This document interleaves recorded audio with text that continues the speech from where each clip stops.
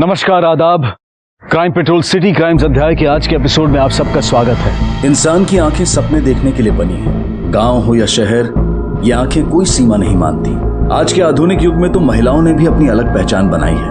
आज छोटे छोटे गांव और कस्बों की लड़कियां भी शहर आकर ऊंची शिक्षा प्राप्त कर अपने इंजीनियर, डॉक्टर और जर्नलिस्ट बनने के सपने को साकार करती हैं और इस तरह देश की तरक्की में भी अपना योगदान देती हैं। लेकिन इन अलग अलग आंखों में एक सपना कॉमन है, शादी का सपना।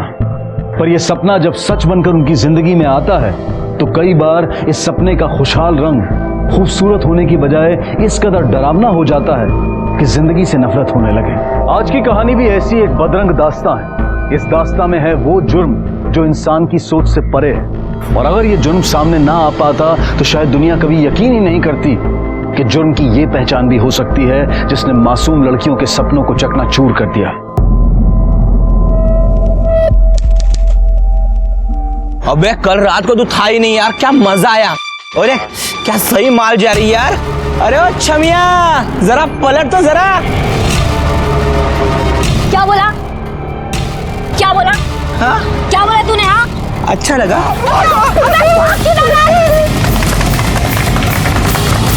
Thank you, thank you so much भैया। अरे यार, इसको इम्प्रेस करने के लिए लड़कों से पंगा लिया, ये भी भैया बोल गई। अरे वीडियो कैसा बना?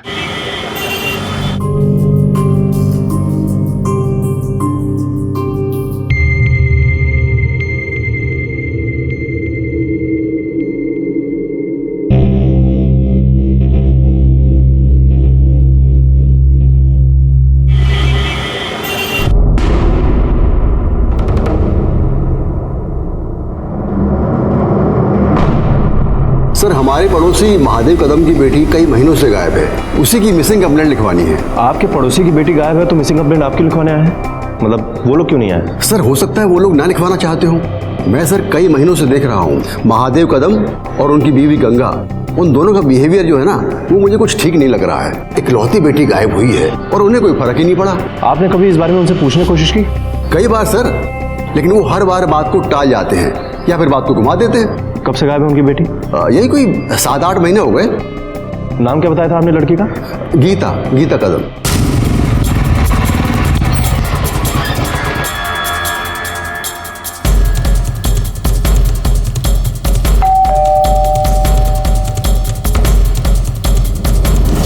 जी, हमें आपकी बेटी गीता से कुछ बात करनी है, बुलाइए उसे। कहाँ से बुलाए साहब? यहाँ हो तो बुलाए ना। क्यों, कहाँ गई है? हम अपने मुंह से खुद पे क्या कीचड़ उछाले सर? भाग गई है किसी लड़के के साथ। तो अपनी बेटी को ढूंढने के लिए आप लोगों ने पुलिस कंप्लेंट क्यों नहीं की? जो इज्जत को पट्टा लगा के गई उसे क्या ढूंढना सर? क्यों अपनी जगह सही करे? सोचा था बात दबी रहे तो अच्छा है, वरना लोग क्या कहेंगे। आई जल्दी से डेटॉल लेके आना। क्या हुआ नितेश? अरे ये चोट कैसे लग गई? खून क्यों निकला? आई छोटी से तो चोट है, तू इतनी टेंशन मत ले। छोड़ टेंशन। क्या टेंशन मत ले? कितना खून निकला है? हाँ? किससे भिड़ गया था तू? वो कल मार्केट में 2 लड़के एक लड़की को छेड़ रहे थे। मैंने ऐसे पिटाई की सालों की और उस लड़की को बचाया, और आज और लौंडे लेके आ गए साले मुझे मारने। मैंने और मेरे दोस्तों ने सही पिटाई की है सालों की। क्या हुआ? सर, मैंने कोई गुंडागर्दी नहीं की है, बल्कि अच्छा ही काम किया है। कौन है ये? ये मेरा बेटा है नितेश। आप लोगों के पास गीता की फोटो तो होगी ना? जी। क्या हुआ? गीता का कुछ पता चला? फिलहाल तो इतना ही पता चला है कि गीता गायब है, और आप में से किसी ने भी उसे ढूंढने की कोशिश नहीं की। और वो कहाँ है, कैसी है, इसका पता हम जल्दी लगा लेंगे।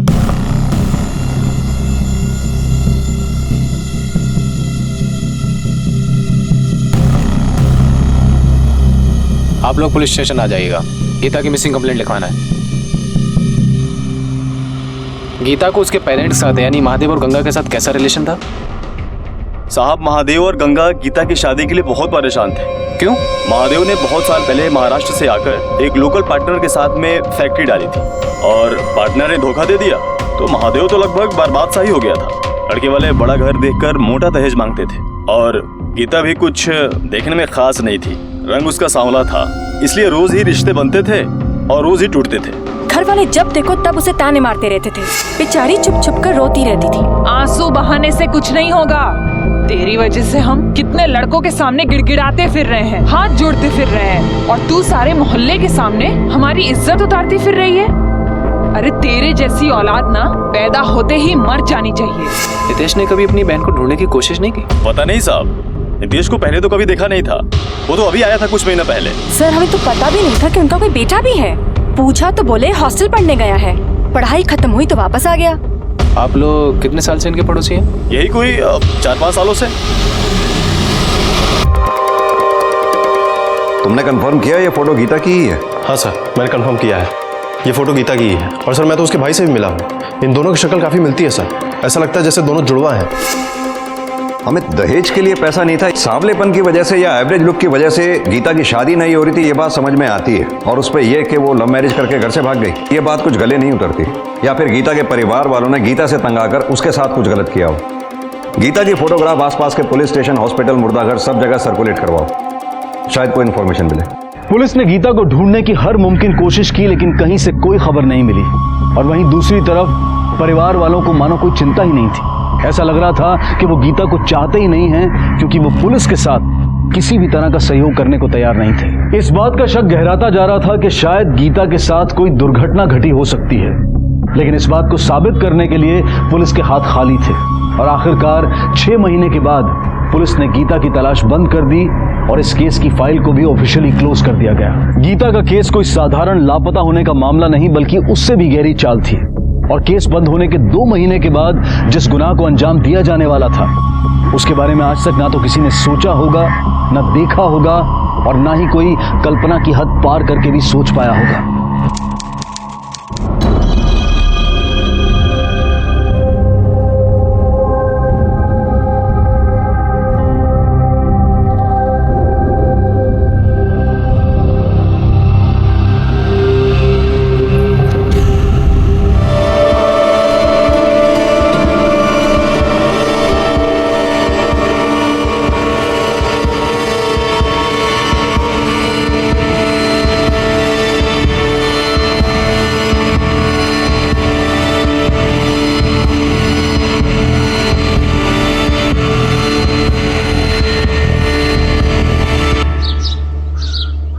नंदिनी, बहू,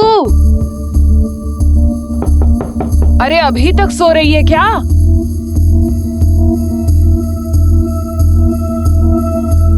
मम्मी जी, नींद तो खूब आती है तुझे, आवाजें लगा लगा के मेरा गला दुख गया। ये बढ़िया है, सास सवेरे उठ के घर का काम कर रही है, बहू पैर पसार के सो रही है। सॉरी मम्मी जी, आगे से ऐसा नहीं होगा। होना भी नहीं चाहिए, होगा तो तू ही भुगतेगी, समझ गई ना? जी मम्मी जी।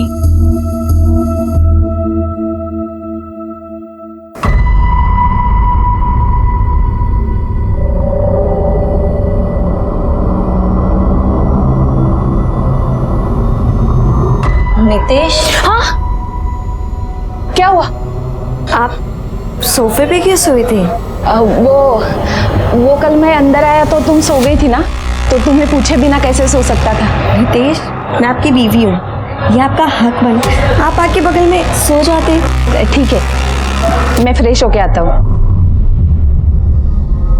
शादी के बाद के शुरुआती दिन नंदिनी के लिए कुछ खुशनुमा थे, लेकिन उसका भी प्रतिशत तय नहीं था, क्योंकि गंगा जहां उसे अपने गुस्से का शिकार बनाए रखती थी, वहीं नितेश उसका साथ देता था। सुख सिर्फ इतना ही था, क्योंकि हर दिन के बाद आने वाली रात नंदिनी के लिए एक दर्दनाक और शैतानी रात होती थी।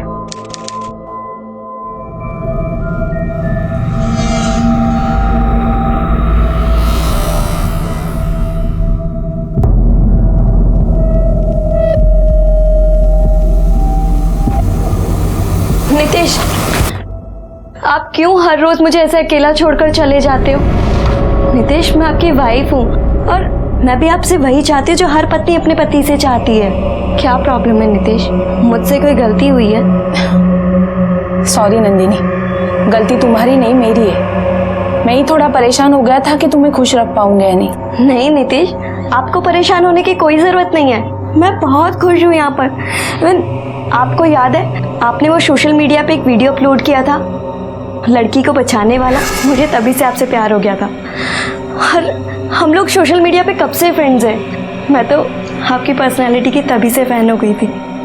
मैं तभी से आपसे प्यार करती हूँ। जाओ पर्दे लगा दो।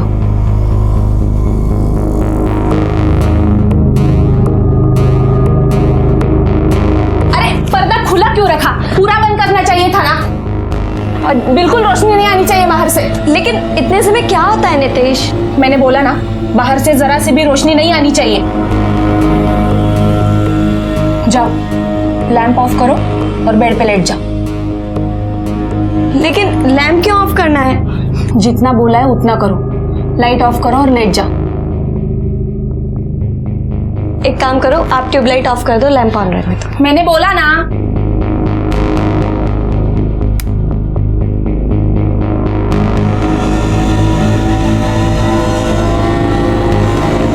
आंखें बंद करो। लेकिन अब आंखें क्यों बंद करनी है नितेश? जितना बोला है उतना करो।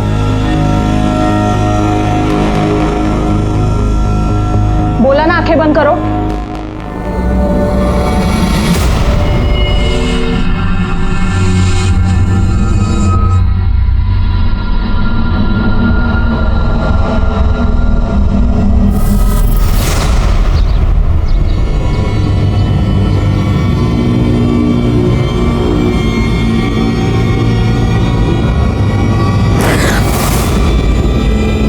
क्या हुआ?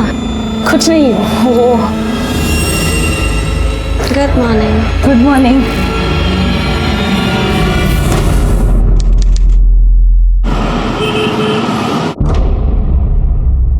काय रे, दारू पीने और रंगरलिया मनाने के अलावा तुझे किसी बात का होश है? तेरी बीवी के मायके से अभी तक पैसे नहीं आए हैं। आज आपने आने में देर कर दी। तेरे बाप ने दहेज के बाकी पैसे अभी तक नहीं दिए। कल मायके जा और पैसे लेके आ, समझी? नितेश, वो लोग पैसा कहाँ से देंगे? ऑलरेडी उनकी हालत।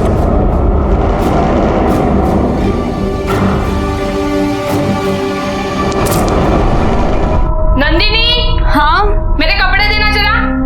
एक मिनट।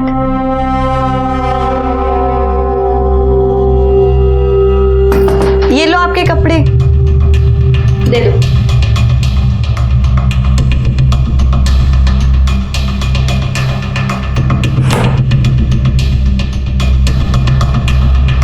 नितेश, एक बात पूछूं आपसे? हाँ पूछो। हमारी शादी को 1 महीना हो गया है और आज भी आप बाथरूम से रेडी होकर आते हो। रात को लाइट्स ऑफ करने की टेंशन मुझसे ज्यादा आपको होती है।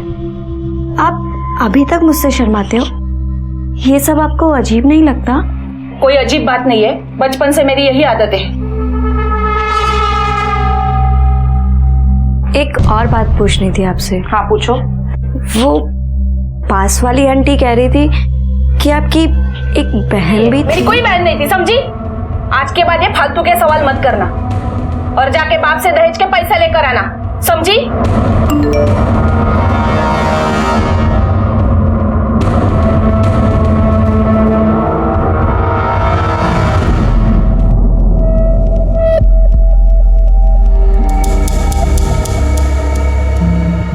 चल ठीक है, बाद में बात करता हूँ।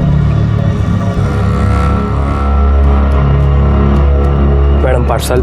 कितने टाइम की गारंटी है? क्या मैडम, आप भी बैंक को कमाल है, गारंटी कहाँ से देंगे?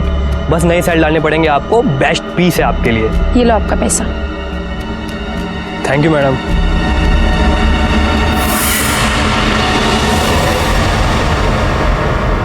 अरे वो लोग इंसान है या जल्लाद? तू ही बता, कहाँ से दे पैसे? खुद को बेच कर लाए क्या आप पैसे? और देख देख पे लड़का, अरे तेरी जिद के आगे घुटने टेक दिए हमने। जब तक हमारे मुंह से हाँ नहीं निकलती, नितेश अपनी जगह से हिलेगा तक नहीं। देखिए ऐसा मत कहिए, मेरी मजबूरी समझने की कोशिश कीजिए। अब मैं और पैसे कहाँ से लाऊं? बगैर दहेज के ये शादी नहीं हो पाएगी। ये आप कैसी बातें कर रही हैं? अभी फेरे हो जाने दीजिए, 1 महीने के अंदर मैं आपको दहेज की बाकी रकम दे दूंगा। तेरी बहन की शादी के लिए कहाँ से पैसे लाएंगे? और तेरे पापा का इलाज, उसके लिए कहाँ से आएंगे पैसे? हाँ,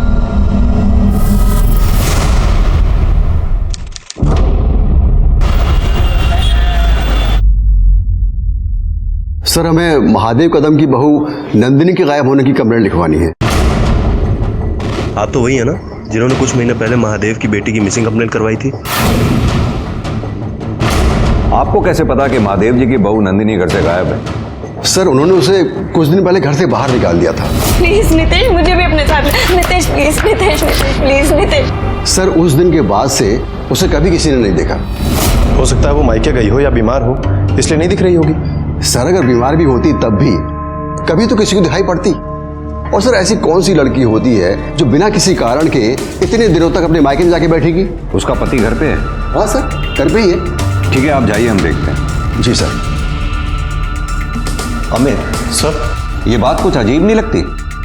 एक ही फैमिली की पहले बेटी गायब होती है और बाद में बहू, और फैमिली को कोई फर्क भी नहीं पड़ता। ये फैमिली में चल क्या रहा है?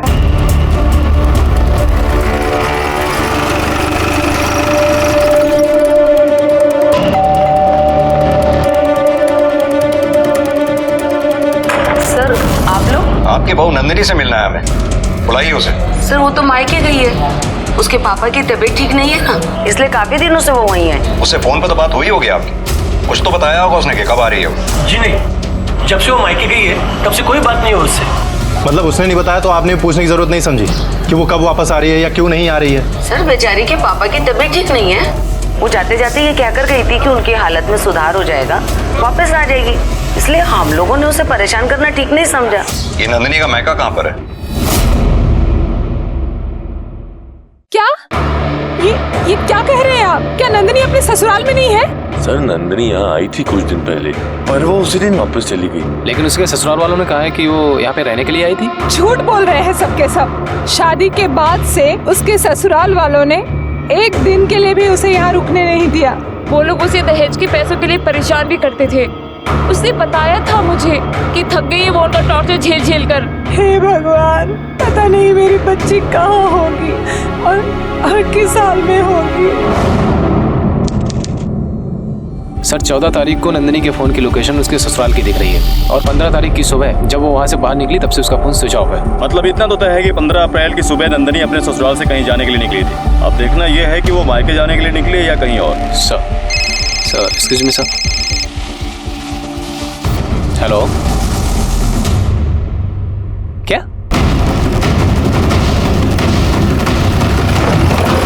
साहब आप लोग प्लीज साइड हो जाइए। बॉडी को पोस्टमार्टम के लिए भिजवाओ। ठीक है सर। लाश को सबसे पहले किसने देखा था? सर इन बच्चों ने। क्या देखा था बेटा आपने? अंकल मैं खेल रहा था, मेरा बॉल इधर आया तो मैंने ये देखा कि ये ऐसा हुआ है और जाके फिर इन अंकल की दुकान पे बताया। हाँ साहब, मैंने ही आपको फोन किया। जब बच्चे ने मुझे आकर बताया तो यहाँ आकर देखा तो मैं हैरान रह गया सर, क्योंकि 8-10 दिन पहले मैंने इसे देखा था। कहाँ देखा था? ये औरत तुम्हारी दुकान पे आई थी? नहीं साहब, 8-10 दिन पहले मैं अपने दुकान का सामान लेकर के इस रास्ते से जा रहा था तो इस मैडम को किसी औरत के साथ देखा था मैंने।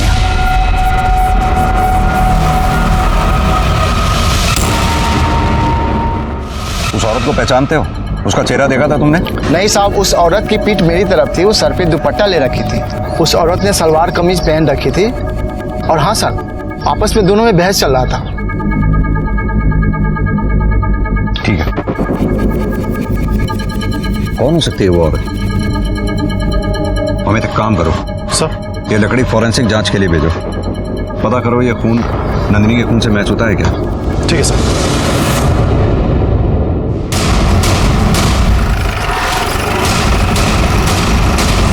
नंदिनी तुम्हारी बहन थी, कुछ तो उसने बताया होगा तुम्हें। उसकी लाइफ में क्या प्रॉब्लम थी, क्या चल रहा था? उसकी लाइफ की प्रॉब्लम था उसका पति। सिर्फ वो ऐसी हरकतें करता था कि मुझे विश्वास भी नहीं हुआ कि कोई आदमी ऐसा कैसे हो सकता है। मुझे नितेश समझ ही नहीं आ रहा है निशा, मैं पता नहीं कहाँ फंस गई हूँ। वो बाथरूम से भी पूरे रेडी होकर निकलते हैं। इतनी सी बात पे परेशान हो? इतनी सी बात नहीं है निशा, वो कभी मेरे सामने कपड़े नहीं बदलते। अचानक से मैं उनके सामने आ जाऊं तो वो हड़बड़ाहट से जाते हैं। मुझे लगता है कि आप ज्यादा सोच रही हो। ज्यादा सोच नहीं रही, ज्यादा हो रहा है मेरे साथ। तुझे पता है हमारे बीच वो पति पत्नी वाला रोमांस, प्यार, ऐसी कोई चीज नहीं। रात को तो वो बहुत ही अजीब बर्ताव करते हैं। सारे पर्दे बंद कर देना, कमरे में पूरा अंधेरा कर देना, जरा सी भी रोशनी नहीं आने देते। आज तक उन्होंने मुझे मेरी आंखें तक नहीं खोलने दी है। दीदी को समझ ही नहीं आ रहा था कि उनकी प्रॉब्लम क्या है। एक तो बार जब उसने उनसे बात करने की कोशिश की तो पहले तो उन्होंने टाल दिया। जानवर है वो आदमी। सर हो सकता है कि दहेज के लालच में नितेश ने ही नंदिनी का खून किया। और सर कहीं ऐसा तो नहीं कि उसको कोई फिजिकल प्रॉब्लम हो जिसकी वजह से वो हर काम छुप के करता हो। अमित, किसी आदमी को शराब की लत होना, पैसों का लालच होना, ये बात समझ में आती है, लेकिन ये बात समझ में नहीं आती कि ऐसी क्या फिजिकल प्रॉब्लम हो सकती है कि एक पति अपनी पत्नी से इस कदर बात छुपाता है कि उसके सामने कपड़े नहीं बदलता, कोई बात शेयर नहीं करता, जिसे रोशनी पसंद नहीं है, और जरा सी बात पूछने पर इतना वायलेंट हो जाता है। क्या प्रॉब्लम हो सकती है? सर वैसे प्रॉब्लम तो कुछ भी नहीं है। नितेश बचपन से अपने नाना नानी के साथ रह रहा था, उसके बाद वो हॉस्टल चला गया। कभी इसके साथ ज्यादा वास्ता नहीं रहा। कभी कभी इसकी आदतों से हमें भी प्रॉब्लम होती है। सर ये थोड़ा शाय है, लेकिन शाय होना कोई गुनाह तो नहीं है ना सर? नहीं, बिल्कुल नहीं। आपका अपने बेटे नितेश से इतना तो वास्ता होगा कि उसका बर्थ सर्टिफिकेट होगा आपके पास? हाँ है ना सर। दिखाइए हमें। लेकिन मैंने वो कहीं रखा है। मैं अगली बार ढूंढ के रखूंगा, आप आएंगे तो अगली बार दिखा दूंगा। महादेव जी, बर्थ सर्टिफिकेट कोई ऐसी चीज नहीं है जो आपको ढूंढना पड़ेगा, और अगर ढूंढना भी पड़ेगा तो ढूंढिए, हमें अभी देखना है। जाओ मेरे अलमारी के ड्रॉअर में देखो, वही कहीं रखा होगा। जाओ जाके ढूंढ के लेके आओ। सर आप बेकार में शक करें मेरे बेटे पे, ये तो बहुत ही शरीफ है। सड़क चलती लड़कियों की मदद भी करता है सर। ये तो बहुत अच्छी बात है, सड़क पर चलती लड़कियों की मदद करता है, और यही लड़का घर वापस आकर शराब के नशे में दहेज के लिए अपनी बीवी को बेल्ट से मारता है। सर ऐसा कुछ भी नहीं है सर। सर हमने दहेज के लिए 1 रुपया भी नहीं मांगा था, जितना उन्होंने खुशी से दिया हमने ले लिया सर। सर ये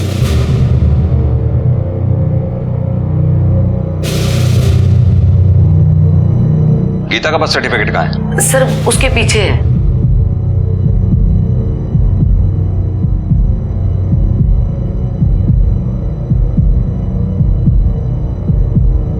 महादेव जी एक बात बताइए, नितेश अपने नाना नानी के यहाँ था या हॉस्टल में था? फिर भी ये कैसे पॉसिबल हो सकता है कि दोनों भाई बहनों को किसी ने भी एक साथ आज तक नहीं देखा? सर ये बचपन में 1-2 बार ही घर आया है, वो भी 1-2 दिन के लिए। अक्सर हम ही लोग इससे मिलने चले जाते थे। वैसे सर नितेश बहुत शर्मीला है, इसलिए घर के बाहर बच्चों के साथ खेलता भी नहीं था। शायद इसीलिए लोगों ने इसे बहुत कम देखा होगा। अच्छा एक बात बताइए, जिस दिन आपकी बहू नंदिनी का मर्डर हुआ उस दिन आप लोग कहाँ थे? सर मैं और गंगा तो घर में ही थे। और नितेश तुम? मैं तो दोस्त के पास गया था, उसी के साथ था। सर मुझे नहीं लगता कि ये लोग सच कह रहे हैं, क्योंकि गीता के गायब होने के बाद नितेश का अचानक से आना और उसकी ये हरकतें, मुझे डाउट है सर मुझे ऐसा लगता है कि हमें नितेश का मेडिकल चेकअप कराना चाहिए।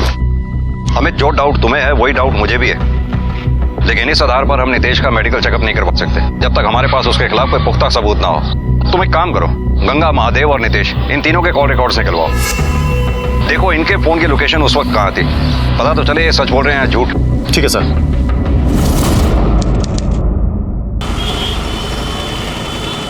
सर मोबाइल लोकेशन के मुताबिक गंगा और महादेव अपने घर पे ही थे, और इस दिन पूछताछ में भी यही पता चला है कि किसी ने भी उस दिन उनको घर से बाहर जाते हुए नहीं देखा। तो ये भी तो हो सकता है मोबाइल घर में छोड़कर वो चुपके से कहीं निकल गए हो सकता है सर। और सर नितेश सच कह रहा है, क्योंकि उसके दोस्त ने ये बात कंफर्म की है कि नितेश उस दिन उसके साथ उसके घर पे ही था। अपने दोस्त से झूठ भी बुलवाया जा सकता है, उसके दोस्त से अपने तरीके से पूछताछ करो। सर ये नंदिनी के फॉरेंसिक और पोस्टमार्टम रिपोर्ट। ठीक है जाओ सर। पोस्टमार्टम रिपोर्ट के मुताबिक नंदिनी के सिर पर लकड़ी जैसी भारी चीज से वार किए गए। नंदिनी की मौत ज्यादा खून बहने की वजह से हुई। मौत का समय 15 अप्रैल सुबह 7 बजे से 9 बजे के बीच। फॉरेंसिक जांच में यह पाया गया कि लकड़ी पे जो खून मिला था वो नंदिनी का ही है, यानी कि उस दिन नंदिनी जिस औरत से मिली थी उसी औरत ने नंदिनी का खून किया है। लेकिन साहब ऐसा भी तो हो सकता है ना कि वो औरत सिर्फ नंदिनी से बात करने आई हो और उसके जाने के बाद किसी ने उसका खून किया हो। अमित फिलहाल तो हमारे शक के घेरे में नितेश, गंगा, महादेव ये तीनों ही हैं, और इन तीनों के पास नंदिनी को मारने का मोटिव भी था। इन तीनों पे नजर रखो। सब और सब नंदिनी के मायके के पास जो खबरी हमने अलर्ट किया था उसने बताया कि निशा अपनी बहन नंदिनी से काफी नाराज थी। क्यों? सर क्योंकि सारा पैसा नंदिनी की शादी में ही खर्च हो गया था और अब पैसों की वजह से ही निशा की शादी नहीं हो पा रही थी। दीदी आपकी बेटी है तो क्या मैं नहीं हूँ? बिना सोचे समझे सारा पैसा जैसे उसकी शादी में लगा दिया। थक गई हूँ मैं दुनिया के ताने सुन सुन के। कब तक अपने माँ बाप की छाती पे मूंग डालोगी? अपने घर जाओ, शादी करो। अब अगर वो वापस पैसे मांगने आएगी तो मैं उसे जान से मार दूंगी। हमने सुना तुम अपनी बहन नंदिनी से काफी नाराज थी, इतनी नाराज कि उसकी जान लेने तक की बात की थी तुमने। सर वो सब मैंने गुस्से और फ्रस्ट्रेशन में कह दिया था, लेकिन इसका मतलब ये नहीं है कि मैं अपनी बहन को मार दूं। 15 तारीख को कहाँ थी तुम? अरे बेटा भूल गई तू? उस दिन तू मेरी दवाई लेने गई थी ना? हाँ, पापा के लिए दवाई लाने गई थी। मतलब के बाहर थी तुम, घर पे नहीं थी। नंदिनी से मिली थी उस दिन तुम? नहीं, और मैंने नहीं, उसके ससुराल वालों ने उसे मारा है। सर जब पिछली बार मेरी आपसे बात हुई थी मैंने कुछ छुपाया था, समझ ही नहीं आ रहा था कि बताऊं कैसे। पर इस बार मैं आपको साफ साफ सब बताऊं, ना कि सिर्फ बताऊंगी बल्कि दिखाऊंगी।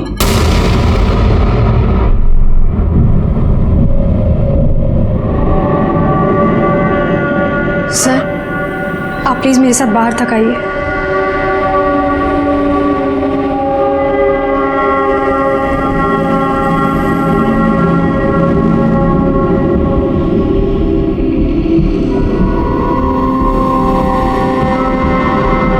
क्या है ये?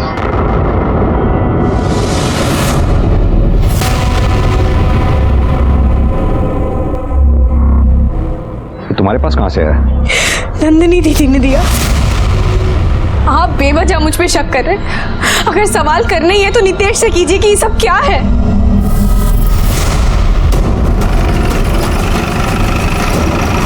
महादेव जी, ये आपके घर का सर्च वारंट। हमें आपके घर की तलाशी लेनी है। Search warrant? आओ मैं।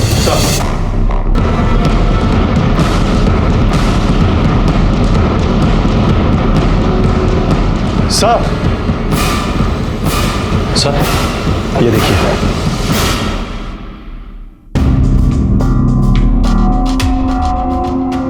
महादेव जी, नितेश अगर लड़का है तो उसे इन चीजों की क्या जरूरत पड़ती होगी? सर ये टॉय नितेश का नहीं है, वो तो बहुत ही शरीफ लड़का है। लगता है उसके किसी दोस्त ने उसे दिया होगा। सर ये आजकल के बच्चे क्या सोचते हैं क्या करते हैं कुछ पता नहीं चलता सर, लेकिन हमें इसके बारे में कुछ पता नहीं था। अमित सर पता करो ये सेक्स टॉय खरीदा कहां से गया? सब नितेश ने वो टॉय कामसेवा नाम की साइट से खरीदा था। मैंने उसके बैंक रिकॉर्ड चेक किए हैं सर उसने ऑनलाइन पेमेंट किया था। और सर उसने ये टॉय एक बार नहीं बल्कि 3 बार खरीदा है। और जिसने उसको डिलीवर किया था मैंने उसे बुलाया सर। तुम्ही ने वो सेक्स टॉय डिलीवर किया था? जी साहब, ऑनलाइन डिलीवरी मैं ही देने जाता हूँ।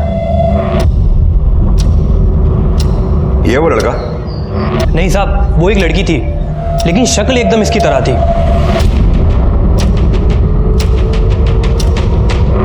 ये वो लड़की? जी साहब, यही लड़की थी।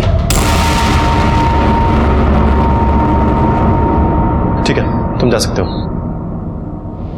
सर ये बात तो कंफर्म होती जा रही है कि नितेश लड़का नहीं बल्कि लड़की है, लेकिन उसका मेडिकल चेकअप कराने के लिए हमें सबूत चाहिए होगा। अमित, ये नितेश सोशल मीडिया पे बहुत एक्टिव है, काफी तारीफें बटोर रहा है। जरा देखो, क्या पता कुछ ऐसा मिले जिससे हमें भी उसकी तारीफ करने का मौका मिले।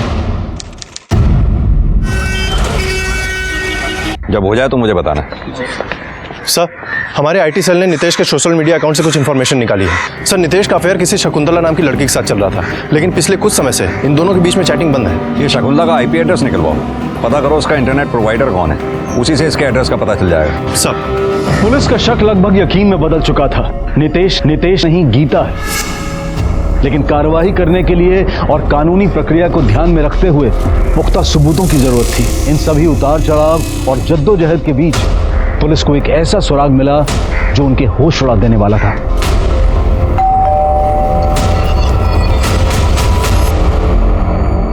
शकुंतला चौधरी? जी मैं ही हूँ। नितेश कदम को जानती हैं आप? जी हाँ, वो मेरे पति हैं। नितेश से आपकी शादी कब हुई? सर 6 महीने पहले। फिर तो शादी का फोटो भी होगा आपके पास? जी। दिखाइए।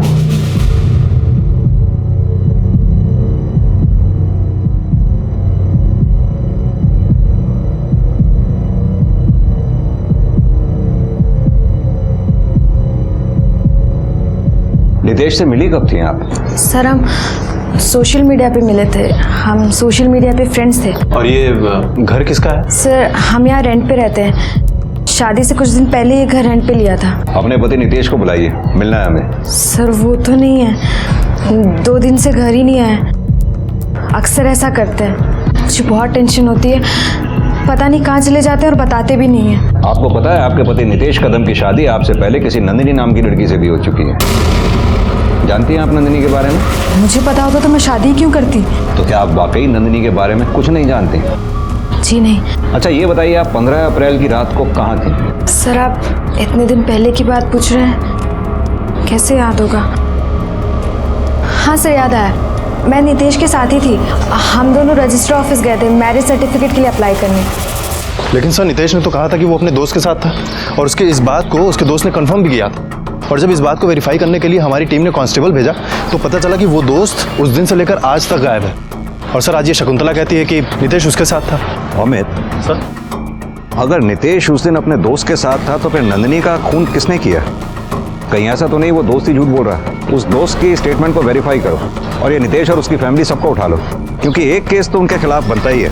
नितेश के शादीशुदा होते हुए भी उसकी दूसरी शादी में इन सबका शामिल होना है। अमित लगता है वक्त आ गया है साबित करने का कि नितेश और गीता एक ही हैं। सर ये कैसा सवाल है? लड़का लड़की कैसे हो सकता है? लड़का इसलिए तो इतनी मनमानी कर रहा है। सर हमें पता तक नहीं कि पिछले 2 दिनों से वो कहाँ है। इतना तो पता है ना कि नितेश की तुम लोगों ने दूसरी शादी करवाई थी। घबराओ नहीं, उसकी शादी के एल्बम में तुम लोगों की फोटोग्राफ्स देखी हैं हमने। कब हुई थी नितेश की शादी? क्यों कराई थी उसकी शादी? पैसे के लिए? दहेज के लिए? ये फ्रॉड ही काफी है तुम लोगों को सजा दिलवाने के लिए। रही बात नंदिनी के कत्ल की, वो भी साबित हो जाएगा।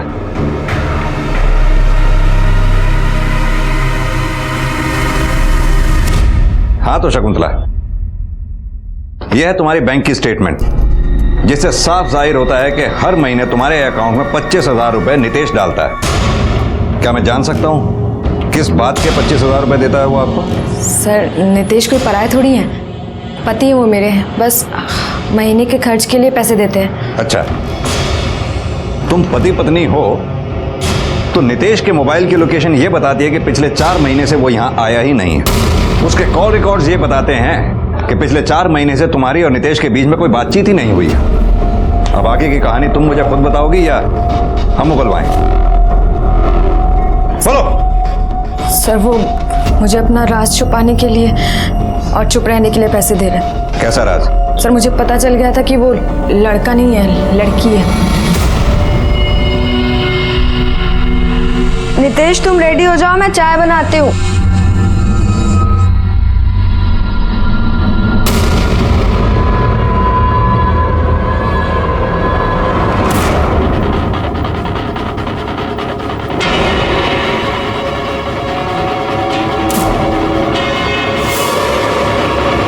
यही ढूंढ रही है ना?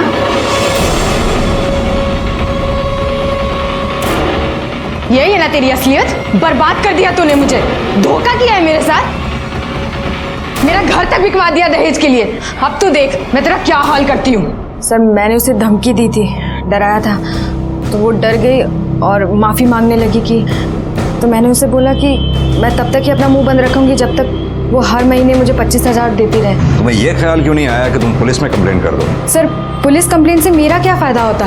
मेरी मेहनत से बनाया हुआ घर शादी के खर्चे में और दहेज की बली में चढ़ गया, तो मुझे एक यही रास्ता मिला। उसने मुझे दहेज के 15 लाख रुपए वापस किए और उसका राज न खोलने के लिए वो हर महीने मुझे 25,000 रुपए देता है। अमित सर, ये गीता के लड़के और लड़की के दोनों के भेज के फोटोग्राफ्स निकलवाओ। रेलवे स्टेशन, बस स्टैंड सब पे लगवाओ। आसपास जितने भी लॉजेस होटल्स हैं सब में प्रॉपर मेल करो। पता नहीं कितनी लड़कियों से उसने शादी की होगी। इससे पहले कि और लड़कियों की जिंदगी बर्बाद करे, हमें उसे जल्द से जल्द पकड़ कर उसका मेडिकल टेस्ट कराना होगा। Sir excuse me sir. Hello, ठीक है हम अभी आते हैं। सर जिस दिन नंदिनी का कत्ल हुआ उसी दिन के मैरिज रजिस्ट्रार के ऑफिस का फुटेज मिल गया और सर उस फुटेज में नितेश शकुंतला के साथ है। मतलब आप सिर्फ गंगा बची। सर सर सर हम सच बोल रहे हैं सर, हमने किसी को नहीं मारा है सर, हमने किसी को नहीं मारा है। चलो माना कि तुम लोगों ने किसी को नहीं मारा है, लेकिन ये बताओ दहेज के लिए नितेश की कितनी शादियां करवाई तुमने? बोल। दो सर, दो। यानी नंदिनी और शकुंतला। नंदिनी को दहेज के लिए टॉर्चर किया और शकुंतला बेचारी का घर तक बेच दिया। नहीं सर, हमने उसे घर नहीं बिकवाया, उसने खुद ही बेचा।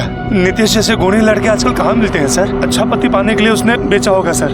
सर उसने खुशी खुशी जितना दिया ना उतना ही हमने लिया बस। अच्छा, अब ये भी बता दो तुम्हारे उसी गुणी नितेश की गुणी बहन गीता इस वक्त कहाँ है? सर बताया था ना, भाग गई है। भाग गई? गीता और नितेश एक ही हैं। हाँ, शकुंतला ने अपना मुंह खोल दिया है। उसने बता दिया है कि तुम लोग उसकी जुबान बंद रखने के लिए उसे 25,000 रुपए महीना दिया करते थे। और इस बात का भी चश्मदीद गवाह है हमारे पास कि नंदिनी को किसी औरत ने मारा था। अब तुम ही बताओ कौन है वो औरत, क्योंकि इस पूरे मामले में सिर्फ तुम ही एक औरत बची है। बोलो। नहीं बोलोगी? अमित। सर चल, पर कहाँ लेके जा रहे हैं मुझे? अरे मैंने कुछ नहीं किया सर, सर मैंने कुछ नहीं किया, सर मैंने कुछ नहीं किया है। चल इन्हें छोड़ दो, इन्होंने कुछ नहीं किया। चुप कर। सर मैंने कुछ नहीं किया, मैंने कुछ नहीं किया सर। चल कुछ सच बोल, नंदिनी को किसने मारा? मैंने नहीं बोलेगा? मुझे नहीं मारा सर, सर मैंने नहीं मारा सर, सर मुझे नहीं मालूम। बताता हूँ सर, बताता हूँ। गंगा ने मारा है नंदिनी को, गंगा ने मारा उसे। उस दिन जब नंदिनी मायके से दहेज के पैसे लेकर नहीं आई तो मैंने गुस्से में उसे घर से बाहर निकाल दिया।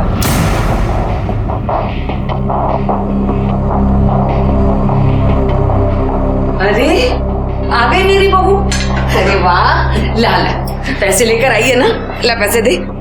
मम्मी जी, मेरे पापा की तबीयत खराब है, उनका इलाज भी लोगों से पैसे लेकर के चल रहा है। उन पर बहुत कर्जा हो गया है। अच्छा, तेरे पापा पे बहुत कर्जा हो गया है? मतलब इलाज के लिए वो कर्जा ले सकते हैं, लेकिन दहेज की बाकी रकम के लिए कर्जा नहीं ले सकते। उन्हें अपनी बेटी की जरा भी चिंता नहीं है। तो ऐसा कर, तू भी अपने बाप के घर में जाकर मर जा। अरे कमीनी, तेरी सारी असलियत मालूम है मुझे। तुझे क्या लगा कि मुझे पता नहीं चलेगा कि तू लड़का है या लड़की? अब तू क्या बताएगी मुझे? मैं बताऊंगी तुझे, पूरी दुनिया के सामने नंगा करूंगी तुझे, कहीं मुंह दिखाने के लायक नहीं छोड़ूंगी। मैं बता दूंगी कि मैं क्या कर सकती हूँ। नंदिनी तू किधर नहीं जाएगी?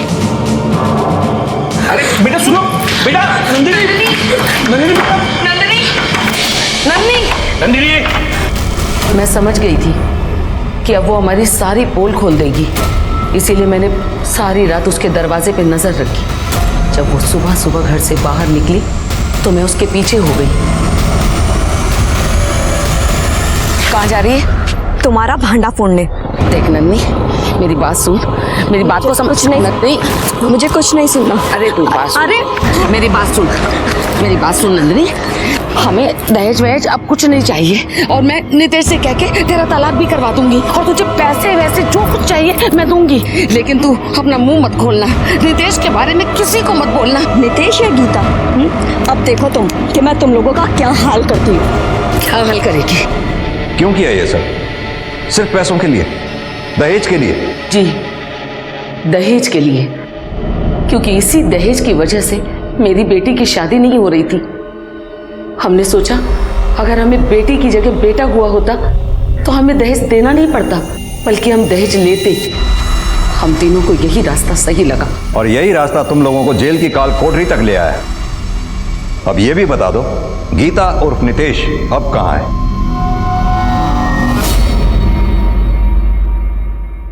पुलिस ने गीता उर्फ नितेश को मोबाइल लोकेशन के जरिए ढूंढ निकाला और गिरफ्तार किया। नंदिनी के घर वालों ने गीता और गीता के माता पिता के खिलाफ दहेज का केस दर्ज करवाया, लेकिन चूंकि गीता लड़की है इसलिए अदालत ने गीता और नंदिनी की शादी को अमान्य मानते हुए गीता पर धोखाधड़ी का मामला दर्ज किया। आज गंगा पर नंदिनी के कत्ल, प्रताड़ना और धोखाधड़ी का, और महादेव और गीता पर धोखाधड़ी और प्रताड़ना का केस चल रहा है। कहने को तो आज हम एक सभ्य और आधुनिक दुनिया में जी रहे हैं, लेकिन दहेज जैसी कुरीति आज भी अपने चरम पर दिखाई देती है। जब दहेज के लिए जलने और मरने की खबरें सामने आती हैं तो हमारे इस आधुनिक समाज का पिछड़ा हुआ चेहरा सामने आ जाता है। आज का ये केस शायद इस कुरीति का सबसे भयानक चेहरा है कि एक लड़की अपनी शादी ना हो पाने के कारण लड़का बनकर दहेज की मांग करती है। इससे उसका जुर्म तो कम नहीं होता है, लेकिन वो भी इस कुरीति की सच्चाई का एक उदाहरण है। अब मैं अनूप सोनी आपसे विदा लेता हूँ, फिर मुलाकात होगी अगले एपिसोड में एक और चौंका देने वाले केस के साथ। तब तक अपना और अपने परिवार का ख्याल रखें और देखते रहें क्राइम पेट्रोल सिटी क्राइम्स। सबक एक को सीख हम सबको। जय हिंद। नमस्कार, आदाब। क्राइम पेट्रोल सिटी क्राइम्स अध्याय के आज के एपिसोड में आप सबका स्वागत है। गांव कस्बों से रोजाना कई लोग एक बेहतर जीवन शैली पाने के लिए शहरों का रुख करते हैं। उन्हें लगता है कि यहाँ वो केवल बेहतर रोजगार ही नहीं बल्कि एक बेहतर जीवन की शुरुआत भी कर सकते हैं, जिसके लिए उन्हें दिन रात संघर्ष करना पड़ता है। और ये संघर्ष इस हद तक होता है कि अच्छी जीवन शैली तो दूर बल्कि गुजारा करना भी मुश्किल हो जाता है। और यही संघर्ष कई बार कई तरह के अपराधों को जन्म देता है।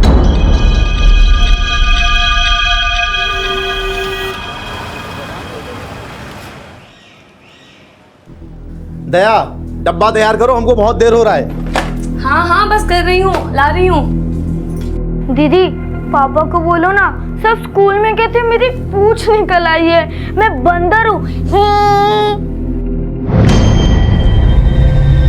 अदिति, पंकज, चलो स्कूल के लिए लेट हो रहा है, जल्दी जल्दी अपने टिफिन अपने अपने बैग में डालो। चलो आ जाओ।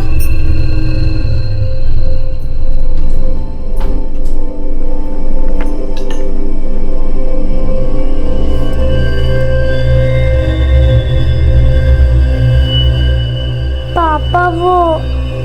हाँ बेटा बोलो, क्या बात है?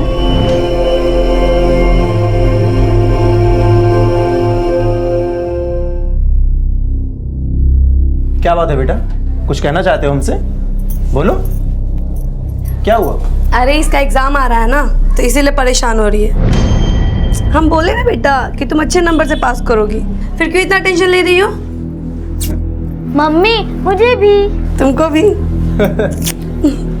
अच्छा सुनिए, हम आपका टिफिन बांध के वहाँ रख दिए हैं, हम इनको स्कूल छोड़ के आते हैं। हाँ ठीक। चलो।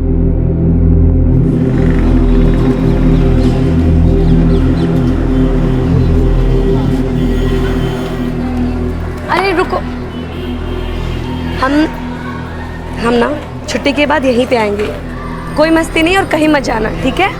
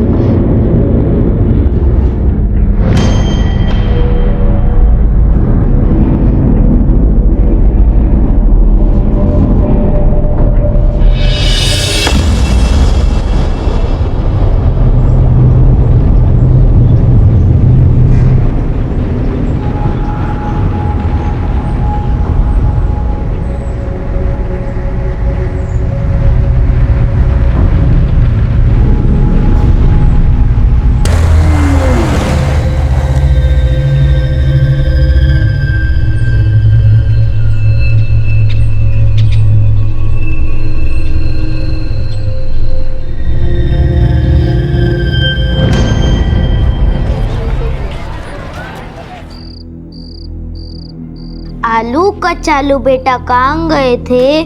बंदर की झोपड़ी में सो रहे थे। आलू कचालू बेटा कहाँ गए थे?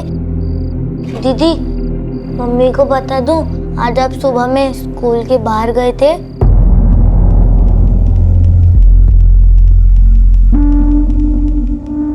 और कैसे हो? बढ़िया है। क्या निरंजन, ऐसे कब तक घिसते रहेगा? सुबह नौकरी करता है, शाम को नौकरी करता है। अरे ऐसे काम करेगा बीमार पड़ जाएगा। हमें घर में खाली बैठने की आदत नहीं है। और तुम्हारा क्या है? तुम्हारा तो यहाँ घर है, तुम्हारी बीवी कमाती है, हमको अपने बीवी बच्चे सबका देखभाल करना पड़ता है। दिल्ली में हमको फ्लैट खरीदना है अपना। क्या हुआ? तू ऐसी चिंदी चिंदी नौकरियां कर कर दिल्ली में फ्लैट खरीदेगा? तू, ये दिल्ली है, यहाँ फ्लैट खरीदना इतना आसान नहीं है। मेरी बात मान, अपनी बीवी को भी काम पर लगा दे। हम तुम्हारी तरह अपनी बीवी का कमाई नहीं खाते हैं, समझ गए? और तुम्हारा क्या है? तुम्हारे तो बच्चे हैं नहीं, हमारे 2-2 बच्चे हैं, कौन देखभाल करेगा उनका? हमारी बीवी काम पर जाएगी, कौन संभालेगा बच्चों को? बहुत गर्म मिजाज है तू। ये शहर ना हम जैसे लोगों को जिल्लत की रोटी खाना सिखा देता है, इसलिए कहता हूँ कि अपनी बीवी को काम पर लगा दे, समझा? तूने जिल्लत की रोटी खाना सीख लिया है ना, अब ज्यादा चपड़ चपड़ करेगा ना तो इससे भी बुरा हाल करूंगा, समझ गया? अपना काम कर।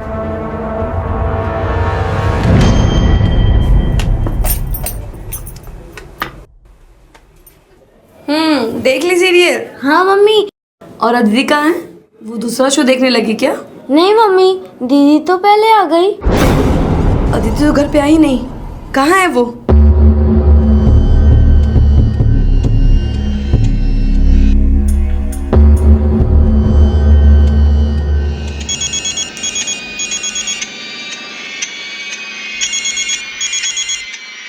हाँ दया बोलो। सुनिए जी, अदिति कहीं नहीं मिल रही है।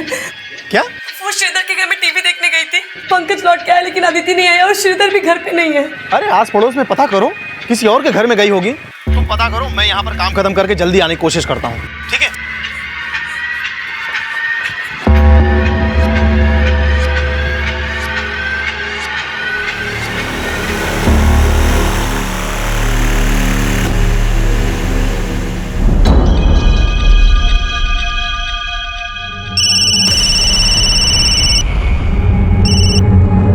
हाँ दया, हम चारों तरफ देख लिए, कहीं कुछ पता नहीं चल रहा है, हमको तो बहुत चिंता हो रहा है। आते हैं। अरे भाई, वो मेरी बेटी अदिति को देखा क्या? यही भी खेल रही थी शाम को। अरे निरंजन भाई, कौन सी दुनिया में हो? ये दिल्ली है दिल्ली, यहाँ रोज बच्चे गायब होते हैं। जल्दी पुलिस को फोन करो। हाँ।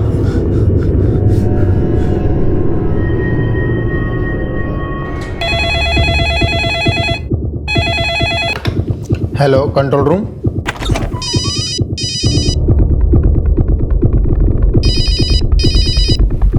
हेलो, इंस्पेक्टर गौतम मिश्रा है। आप डिटेल्स भिजवाइए, मैं दिखवाता हूँ। आई लुक इनटू इट, आप जल्दी से डिटेल्स भिजवाइए जी। हेलो। हाँ Naveen. Yes sir. Yamuna Vihar Janata colony से एक लड़की लापता हुई है, 7 साल की है, नाम अदिति। मैं डिटेल्स भेज रहा हूँ, फौरन वहाँ पहुँचो। Okay sir.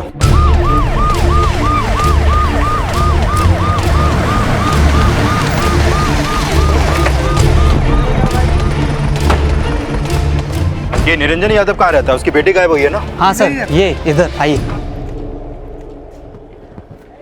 सर हम तो अपने काम पर थे, दया का फोन आया कि अदिति नहीं मिल रही है। हमारा बेटा पंकज, अदिति हमारे पड़ोसी श्रीधर के यहाँ टीवी देखने गए थे। आपके पड़ोसी ने क्या कहा आपसे? सर, दोनों बच्चे करीब 9:15 के आसपास श्रीधर भैया के घर पे टीवी देखने गए थे। हम खुद अपनी आंखों से देख के आए थे। ये लोग कुछ छुपा रहे हैं सर।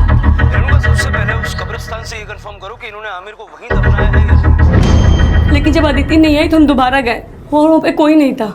सर श्रीधर तो खुद हमारी दुकान पर आया था जहाँ हम काम करते हैं, 10 बजे करीब। 9:15 बजे आपकी बीवी ने श्रीधर को आपके बच्चों के साथ उसके घर पे देखा, और जैसा कि आपने बताया कि 10 बजे वो आपसे मिलने आपके सेठ की दुकान पर आया। आपकी सेठ की दुकान है कहाँ? यही पास में। लेकिन श्रीधर तो बोल रहा है कि जब वो हमारी दुकान पर आया था तब दोनों बच्चे टीवी देख रहे थे उसके घर में। श्रीधर भैया, अदिति कहाँ है? वो आपके घर टीवी देखने आई थी पंकज के साथ। पंकज आया लेकिन अदिति नहीं आई, कहाँ पे है वो? हम तो तभी निकल गए थे वहां से, और दोनों को बोल भी दिए थे कि हम बाहर जा रहे हैं और तुम लोग टीवी देख लो, तो दरवाजे की कुंडी बाहर से लगाकर घर चले जाना। क्या लगता है गुप्ता, श्रीधर का हाथ है क्या बच्ची के गायब होने में? कनेक्शन हो भी सकता है सर, क्योंकि बच्चे उसी के घर में टीवी देख रहे थे। ठीक है, फिलहाल बच्ची का फोटो सर्कुलेट करवाओ और आसपास पूछताछ करो, मैं पहुंच रहा हूँ। Okay sir. अदिति को गायब हुए 2 घंटे बीत चुके थे, लेकिन अब तक अदिति से जुड़ी कोई भी लीड सामने नहीं आई थी। वहीं अदिति के माता पिता को कई तरह की आशंकाएं घेर चुकी थी, जो किसी भी तरह के नतीजे से ज्यादा भयावह थी।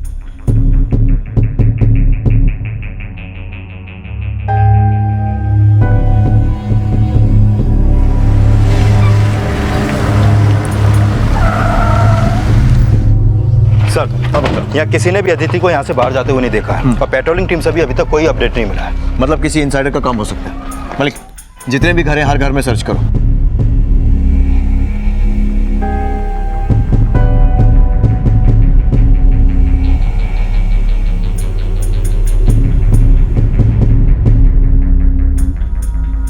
अदिति का भाई कहाँ है जो उसके साथ टीवी देखने गया था?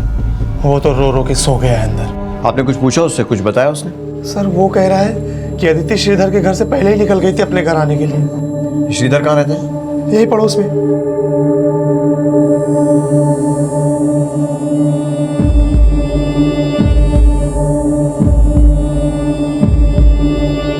जब अदिति गायब हुई कहाँ था तू?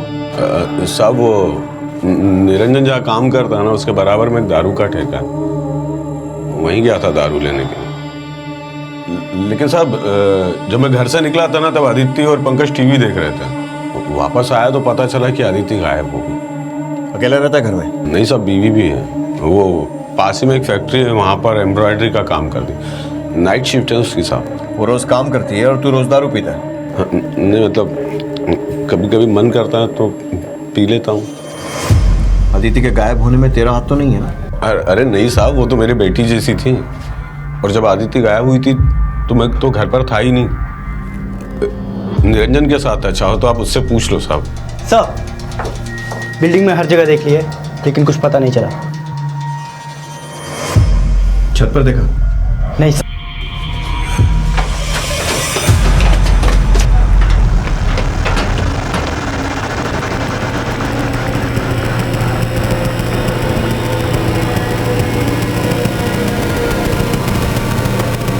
नवीन सर, ये आजू बाजू की बिल्डिंग से भी कोई यहाँ आ सकता है और अदिति को लेके जा सकता है।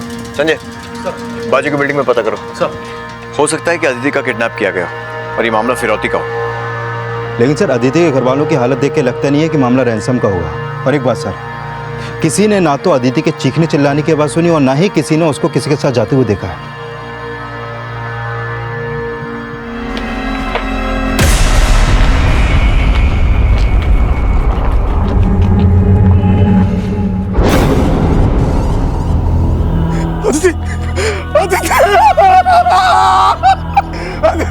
किसे मारा हमारी बच्ची?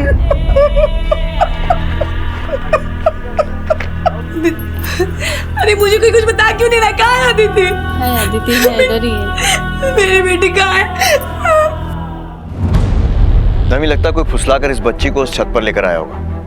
वहाँ इसके साथ सेक्सुअल असॉल्ट किया और उसके बाद वहीं पर मार दिया। यहाँ रहने वाले हर आदमी की लिस्ट बनाओ, हो सकता है शायद किसी की इस पे पहले से बुरी नजर हो। पुलिस को लग रहा था कि अदिति के मर्डर में इनसाइडर या आउटसाइडर किसी का भी हाथ हो सकता है और अब अदिति के अड़ोस पड़ोस में रहने वाले हर इंसान की डिटेल्स ली जा रही थी।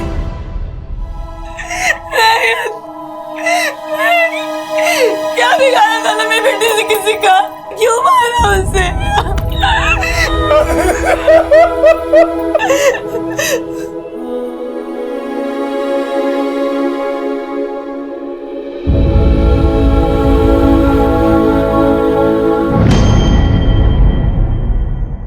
पहले तू खुद अपने फ्लैट से निकला, फिर अदिति को इशारे से बुलाया और तू ही उसे अपने साथ लेके छत पे गया, उसका रेप किया, उसे मार के फेंक दिया। नहीं सर, मेरा यकीन करो, मैंने कुछ नहीं किया। मेरा यकीन करिए सर।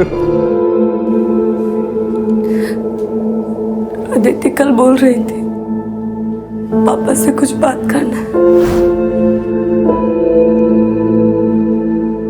पापा वो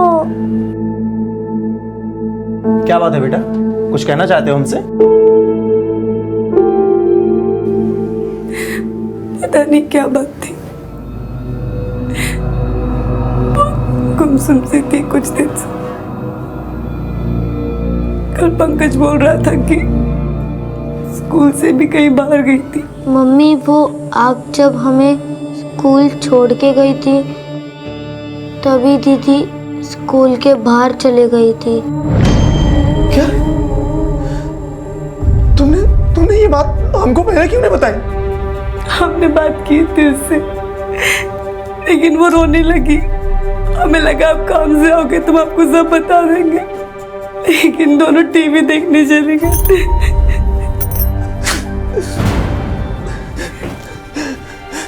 बेटा पंकज बेटा, दीदी स्कूल से कहाँ गई थी, कुछ पता है तुम्हें? ये पंकज भी तो टीवी में ही घुसा रहता है। इसकी दीदी कहाँ गई इसको कुछ पता नहीं चला।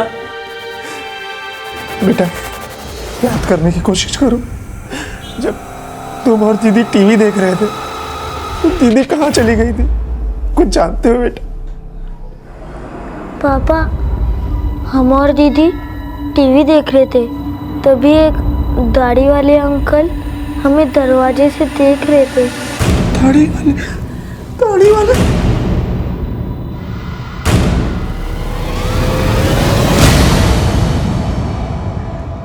अंकल, दीदी उस दाढ़ी वाले अंकल के साथ ही गई थी।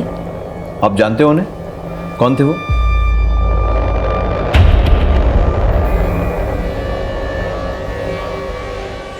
अच्छा, वो वहाँ कब आए थे? शुरू से बताओ। हम और दीदी टीवी देख रहे थे, तभी श्रीधर अंकल चले गए। बच्चों मैं बाहर जा रहा हूँ, तुम लोग टीवी अगर देख लो तो बाहर से दरवाजा लगाकर बंद कर देना। आमिर और सुमित के घर के आसपास पूछताछ करो। मुझे लगता है कि सुमित के साथ साथ दी, एक सेकंड रुको ना, खत्म होने को है, साथ में चलेंगे। आस-पड़ोस का हो सकता है या फिर कोई करीबी, जिस पे भी डाउट आ रहा है उठा लो। हमने देखा दीदी उस दाढ़ी वाले अंकल के साथ ही गई थी। सर, आपको एक बात और बतानी थी। क्या? पंकज बता रहा था कि अदिति कल स्कूल से कहीं बाहर गई थी और छुट्टी होने पर आई थी। कहाँ चली गई थी? ये तो पंकज को भी नहीं मालूम, लेकिन अदिति ने ऐसा पहले कभी किया नहीं है। क्या उसको स्कूल में किसी से कोई परेशानी थी? लगता तो नहीं सर। पैसों की तंगी की वजह से इस बार हम सही समय पर फीस नहीं जमा कर पाए थे, तो इन दोनों को प्रिंसिपल ने सजा दी थी। हमें और दीदी को क्लास के बाहर खड़ा किया था। कौन से स्कूल में पढ़ते हैं दोनों? यमुना विहार स्कूल। इनके स्कूल में पता करवाओ और इनके आसपास रहने वाले जितने भी दाढ़ी वाले लोग हैं सबकी शिनाख्त का बंदोबस्त करो। Okay sir. अदिति के भाई पंकज के बयान के आधार पर अब माना जा रहा था कि अदिति के साथ उस रात जो कुछ भी हुआ था उसमें किसी दाढ़ी वाले आदमी का हाथ था, और अदिति के भाई से उनके घर के आसपास सभी आदमियों की पहचान करवाने की कोशिश की जा रही थी। वहीं पुलिस की एक टीम अदिति के स्कूल में भी पूछताछ कर रही थी। सर, वैसे अदिति तो स्कूल कभी बंक नहीं करती, मुझे लगा वो कल एब्सेंट होगी। लेकिन हमें पता चला है कि फीस ना भरने की वजह से अदिति और उसके भाई को पनिशमेंट दी गई थी। सर वो साहब, ये लड़की अदिति बहुत ही हंसमुख है, मैंने कभी परेशान नहीं देखा ऐसे। लेकिन साहब, जब से ऐसे पनिशमेंट दिया गया है तब से गुमसुम रहने लगी है। सिर्फ पनिशमेंट की वजह से गुमसुम हुई या वजह कुछ और ही थी? कैसी वजह साहब? अदिति के भाई पंकज ने अदिति को किसी दाढ़ी वाले आदमी के साथ जाते हुए देखा था। आपके स्कूल में कोई ऐसा है जिसके दाढ़ी है और जो अदिति के साथ कुछ गलत? आई डोंट नो सर, आप सबसे पूछ सकते हैं। आपके बेटे पंकज ने आस पड़ोस में रहने वालों तो किसी को भी आइडेंटिफाई नहीं किया। श्रीधर के अलावा कोई और है जिस पर आपको शक है? दया, कहीं ये सिकंदर बाजवा तो नहीं? ये सिकंदर बाजवा कौन? सर, अदिति बहुत शरारती थी। एक बार खेल खेल में ही बाजवा के बेटे पे बस पेन की स्याही डाली थी उसने।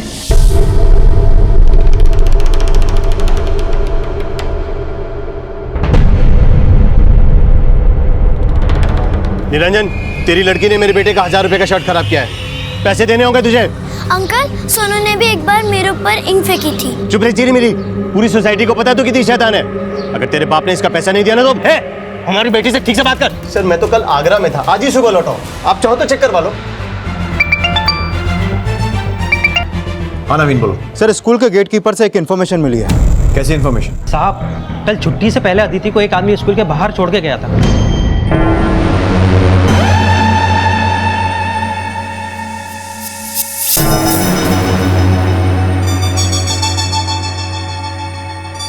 रुक बेटा रुक। इस वक्त अभी तो स्कूल की छुट्टी होने वाली है, और वो आदमी कौन है जो अभी छोड़ के गया? तुम्हारी मम्मी कहाँ है? बोलो बेटा कुछ। बच्ची कुछ नहीं बोली, और फिर एकदम से स्कूल की छुट्टी हो गई और वो अपने भाई के साथ चली गई। वो आदमी जो अदिति को छोड़ के गया, उसको पहले भी कभी देखा अदिति के साथ? नहीं साहब, मैं नहीं जानता वो आदमी कौन था। उस आदमी का स्केच बनवा सकते हो? हाँ साहब, बनवा सकता हूँ।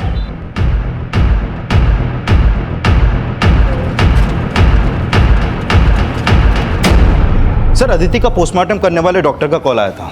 उनका कहना है कि अदिति की बॉडी पर सेक्सुअल असॉल्ट के कोई साइन नहीं है और उसकी बॉडी पर जो चोट के निशान है वो भी उसके मर्डर के बाद के हैं। उसका मर्डर गला काट के किया गया सर। लेकिन गुप्ता, खून के छींटे उस बिल्डिंग की छत पर थे जहां अदिति रहती थी। गुप्ता, अगर अदिति के साथ सेक्सुअल असॉल्ट नहीं हुआ है तो फिर उसके मर्डर का क्या मोटिव हो सकता है? उस बच्ची का या उसके परिवार का ऐसा कौन दुश्मन हो सकता है जो इतनी बेरहमी से एक बच्ची को मारेगा? लेकिन अदिति के भाई का कहना है कि उसने किसी दाढ़ी वाले के साथ अदिति को जाते हुए देखा था। दीदी उस दाढ़ी वाले अंकल के साथ ही गई थी। सर, श्रीधर तो कुछ नहीं कबूल रहा है। तो फिर सर, ऐसा कौन दाढ़ी वाला हो सकता है जिसने अदिति का मर्डर किया?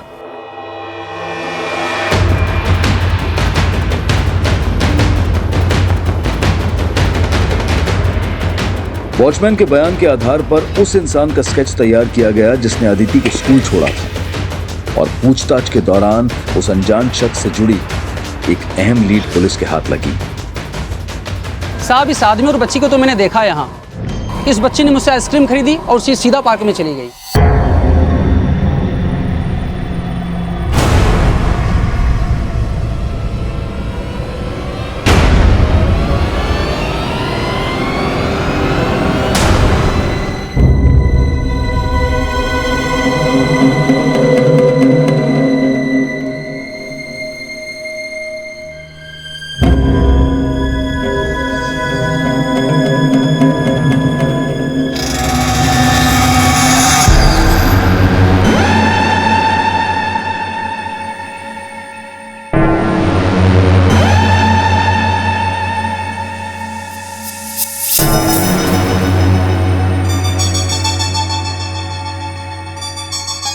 क्या टाइम रहा होगा? सर, दोपहर का वक्त था। इस बच्ची और इस आदमी के बारे में कुछ और जानते हो तुम? सर, इस आदमी के बारे में तो नहीं, लेकिन इस बच्ची के बारे में जानता हूँ सर। ये अक्सर जो है हमारे यहाँ आइसक्रीम खरीदने आती थी सर ये। लेकिन सर, कल इसके पास 100 के कई सारे नोट थे। अरे इतने सारे पैसे कहाँ से लाई बिटिया? आपसे मतलब 10 रुपए काट के 90 रुपए वापस करो। हिसाब किताब में तो बिटिया बहुत तेज हो। पहले तो 10-10 रुपए वाली आइसक्रीम 5-5 रुपए में खा के जाती थी, दोस्तों को भी खिलाई। ये पुराने वाले 100 रुपए भी रख लो। मैं जो दोस्तों के साथ खाए थे ना वो भी रख लो और ये एक्स्ट्रा वाले भी रख लो। अरे अरे बिटिया बिटिया बिटिया बिटिया बिटिया, ये लो, हमने अपने पैसे काट लिए और ये पैसे ले लो।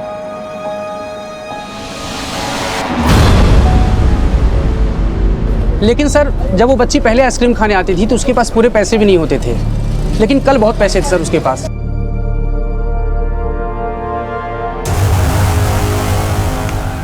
यही वो आदमी है जिसे अदिति के साथ देखा गया था स्कूल के बाहर। पहचानते हैं इसे? नहीं सर।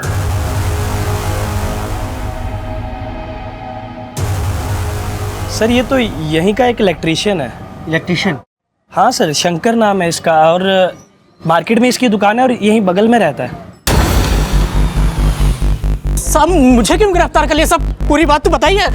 साहब, मैं मानता हूँ दोपहर को उस बच्ची को मैंने उसके स्कूल के बाहर छोड़ा, लेकिन साहब मैंने ऐसा कुछ भी नहीं किया। तो फिर अदिति के साथ पार्क में कर क्या रहा था तू? मैं पार्क के पास से जा रहा था तो उस बच्ची को मैंने पार्क में अकेले देखा। बेटा क्या हुआ, स्कूल नहीं गया आज क्या? लेकिन साहब, उसने मुझसे कोई बात नहीं की। साहब, वो काफ़ी घबराई हुई लग रही थी, इसलिए मैंने उसे स्कूल के बाहर छोड़ दिया जाके। सर, आजकल आए दिन बच्चों के साथ पता नहीं क्या क्या होता रहता है, इसलिए मैंने इंसानियत के नाते उस बच्ची को स्कूल के बाहर छोड़ दिया। तू बातें तो बहुत अच्छी कर रहा है, लेकिन तेरी बातें सुनकर एक कहावत याद आ गई, मुंह में राम बगल में छुरी। साहब, आप कहना क्या चाहते हैं? यही कि शायद गंदी नज़र से तू उससे रोज मिलता हो और पैसे का लालच देकर उससे जान पहचान बढ़ा रहा था, और कल रात तो उसके घर के पास गया, उसको बहला फुसला कर छत पे ले गया। नहीं साहब, हमने ऐसा कुछ भी नहीं किया। वो हम पता लगा लेंगे।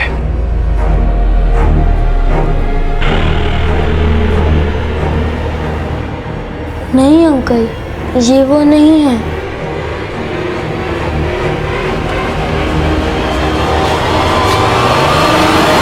एक बात और पता चली हमें, उस दिन अदिति के पास 600-700 रुपए थे। आइसक्रीम वाले ने भी उसके पास पैसे देखे थे और उसके स्कूल से भी ये बात कंफर्म हुई, और उसके एक दिन पहले भी उसके पास 100 के नोट मिले। क्या? उसके पास इतने पैसे कहां से आए? तो तुमने वो पैसे उसे नहीं दिए? सर, हमारी हालत ऐसी नहीं है कि हम बच्चों को इतने पैसे दे सकें। तो फिर इतना पैसा उसके पास कहां से आया? सर, हमारी समझ में तो कुछ भी नहीं आ रहा है। शायद तुम्हारी बीवी को कुछ मालूम है। क्या अदिति के पास 100 के नोट? लेकिन वो कहाँ से लाएगी इतने पैसे? दया, यही तो हम भी नहीं समझ पा रहे हैं। और पंकज ने भी पुलिस के सामने यही बोला कि इसने अदिति के पास बहुत सारे पैसे देखे। क्यों? हाँ, दीदी ने मुझे चॉकलेट खरीद के दी थी, तभी मैंने बहुत सारे पैसे देखे।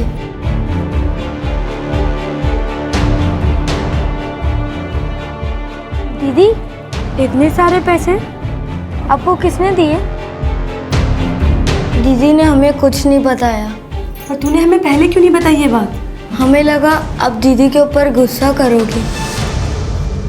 निरंजन की आर्थिक स्थिति बेहद कमजोर थी और ऐसे में निरंजन की 7 साल की बेटी के पास 700-800 रुपए होना काफी चौंका देने वाली बात थी। आखिर अदिति के पास इतने सारे पैसे कहां से आए? क्या आर्थिक तंगी में पली अदिति को कोई इतने पैसे देकर बहला रहा था? क्या वजह थी कि हमेशा खुश रहने वाली अदिति अपनी हत्या से 2 दिन पहले से उदास नजर आ रही थी? उसकी हत्या में उसके पास देखे गए पैसों का क्या कनेक्शन था?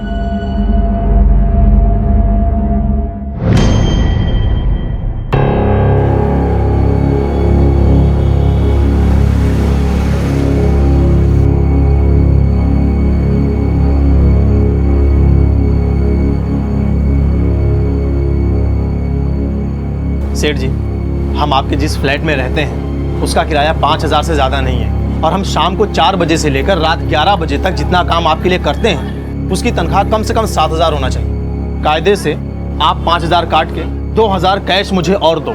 तुमने खुद माना था कि तुम मेरे यहाँ पर नौकरी करोगे और मैं तुमसे भाड़ा नहीं लूंगा। जो बात तय हुई थी ना, उसी पे रहो तुम। अरे वो बात तो तय हुए, कितना समय बीत गया है, तब से महंगाई कितनी बढ़ गई है। मेरे जिस फ्लैट में तुम रह रहे हो ना, उसका भी किराया बढ़कर 7,000 हो गया है। चुपचाप यहाँ पर काम करो वरना नौकरी से भी जाओगे और जिस फ्लैट में तुम रह रहे हो ना, वहाँ से भी निकाल दूंगा तुम्हें मैं। गुप्ता, ये निरंजन का बेटा बोल रहा है कि इसने अदिति को किसी दाढ़ी वाले के साथ देखा था। दीदी उस दाढ़ी वाले अंकल के साथ ही गई थी, लेकिन किसी को आइडेंटिफाई नहीं कर रहे हैं। अब इसने वाकई में किसी को देखा था या नहीं, चक्कर कुछ समझ में नहीं आ रहा है। सर 7 साल का बच्चा हो सकता है उसने चेहरा ठीक से न देखा हो, लेकिन ये साफ है कि बच्चे श्रीधर के घर में टीवी देख रहे थे और अदिति के पास पैसा था। श्रीधर बेकार है, कोई काम धंधा नहीं करता और ऊपर से शराबी भी है, तो हो सकता है कि अदिति के पास इतना पैसा देखकर उसके मन में लालच आ गया, वही अदिति को छत पर ले गया और पैसे छीनने के चक्कर में उसको मार दिया होगा। सर मैंने अदिति के पास कोई पैसा नहीं देखा। माना कि साहब मैं खुद कुछ नहीं कमाता हूं, लेकिन मेरी बीवी तो कमाती है ना साहब, वो खुद मुझको पैसा देती दारू के लिए। साहब, आप बिना किसी सबूत के मेरे पति पर कैसे इल्जाम लगा सकते हैं? उसने दाढ़ी रखी है, इसका मतलब ये थोड़ी ना कि वो किसी की भी जान ले सकता है। आप निरंजन से क्यों नहीं पूछते? उसने भी तो पहले दाढ़ी रखी हुई थी।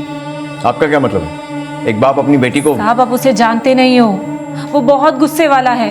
एक बार तो उसने अपने छोटे भाई की जान लेने की कोशिश भी की थी। तुमने अपनी बीवी के लिए हमारी जान लेने की कोशिश की, हम छोड़ेंगे नहीं तुम्हें, मार डालेंगे तुमको।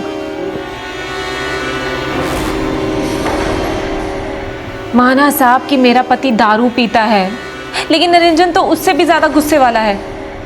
देखिए साहब, हम नहीं जानते कि उसकी बेटी को किसने मारा है, लेकिन हम सच कह रहे हैं कि हमारे पति ने कुछ नहीं किया है। सर, हमारी और हमारे छोटे भाई की आपस में कभी नहीं बनी और इसीलिए उसकी जान लेने की कोशिश की। जान लेने की कोशिश नहीं सर, बस थोड़ी सी मारपीट हुई थी। क्यों? दरअसल सर, दया दूसरे जात की है। 8 साल पहले हमें उससे गांव में प्रेम हो गया था। हमारे घर वाले नहीं चाहते थे कि हम उससे शादी करें, फिर भी हमने दया से शादी की। उसको लेकर यहाँ दिल्ली आए। यहाँ हम छोटी मोटी नौकरी करने लगे। हम अपने घर वालों को दिखाना चाहते थे कि हम उनके भरोसे नहीं हैं। अपनी कमाई से दिल्ली में खुद का घर खरीदेंगे। कुछ टाइम पहले हमारा भाई अविनाश दिल्ली हमारे घर आया। देखो भैया, हम यहाँ पर इसलिए आए हैं क्योंकि माँ बीमार है और तुमसे मिलना चाहती है। तुमको तो कभी उनका फिक्र हुआ नहीं है, लेकिन वो तुमको याद कर करके मर रही है। हाँ तो ठीक है, मिलाएंगे माँ से, और क्या। और अकेले ही जाना। अपने बीवी बच्चा को लेके गए तो उन्हें देखते ही मर जाएगी वो। इन्हें अपना दुश्मन मानती है वो। अपनी उल्टा बीवी और उसके बच्चों की शक्ल कभी अम्मा को दिखाना मत। अविनाश ने हमारे बीवी बच्चों के बारे में बहुत गंदा बोला, बर्दाश्त नहीं हुआ। गांव कहाँ है तुम्हारा? बलिया, लेकिन अविनाश यहीं रहता है दिल्ली में। दिल्ली में कहाँ? यहीं पास में गोकुलपुरी। सर शायद निरंजन का इंटरकास्ट मैरिज करने का खामियाजा उसकी बेटी अदिति को उठाना पड़ा हो सकता है कोई निरंजन के बीवी बच्चों को मारकर उसे अकेला करना चाहता हो, जिससे वो गांव वापस चला जाए। हो सकता है। गुप्ता, इसके भाई से मिलो और पता करते। Okay sir.